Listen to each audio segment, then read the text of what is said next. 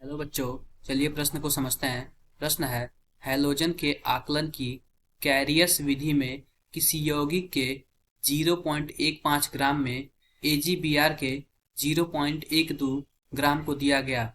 यौगिक में ब्रोमीन का प्रतिशत क्या है? विकल्प ए दिया हुआ 68.08, विकल्प बी दिया हुआ 34.04, विकल्प सी दिया हुआ 42.1, विकल्प डी दिया हुआ 50%। तो बच्चों, सबसे पहले हम प्रश्न की मुख्य अवधारणा समझते हैं कि प्रश्न की मुख्य अवधारणा क्या है। मुख्य अवधारणा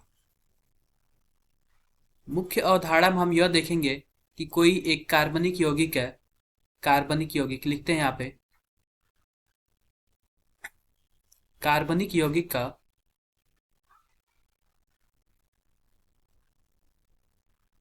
कार्बनिक यौगिक का कोई एक कार्बनिक यौगिक नहीं है। कोई एक कार्बनिक यौगिक का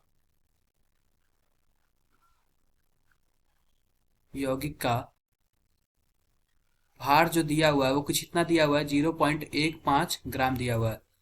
अगर हम बात करें इसमें जो AgBr का भार है, AgBr का भार 0.12 ग्राम दिया हुआ है। तो बच्चों, यह तो हुआ कार्बनिक यौगिक का भार इतना है और AgBr का भार इतना दिया हुआ। अब हम देखें तो जो AgBr का अणु भार होता है, अणु भार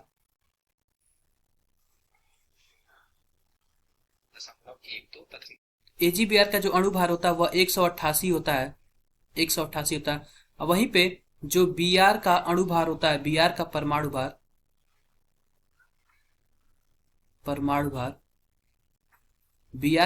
भार 80 होता है। इस प्रकार बच्चों, अगर हम परसेंटेज ऑफ ब्रोमीन निकालें, ब्रोमीन का प्रतिशत कुछ इस प्रकार होगा। Br का अणु भार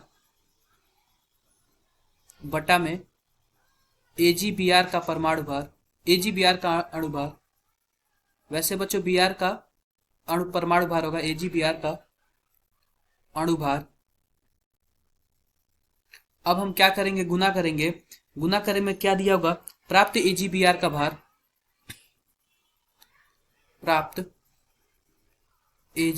का भार और नीचे क्या लिखेंगे? यौगिक का भार।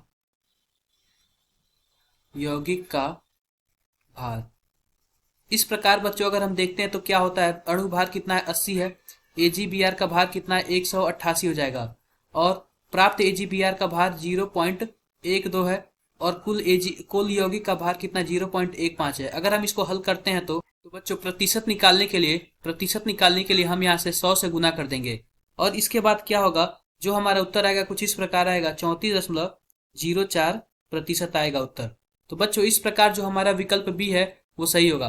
तो आशा करते हैं कि आपको मुख्य अवधारणा के आधार पर प्रश्न समझ आया होगा। धन्यवाद।